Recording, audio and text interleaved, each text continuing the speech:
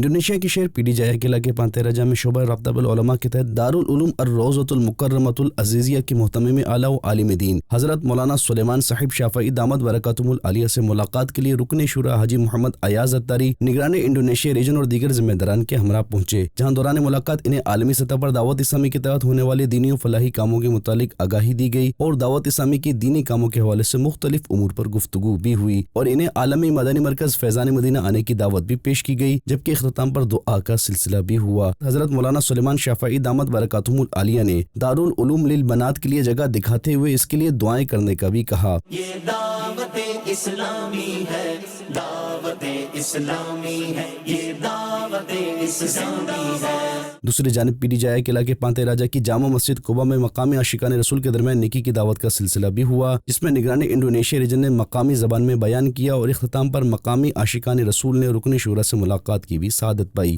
واضح رہے کہ رکن شورا حاجی محمد ایاز اتاری تھائی لینڈ کے بعد ان دنوں نیکی کی دعوت کو عام کرتے ہوئے سفر انڈونیشیا پر ہیں۔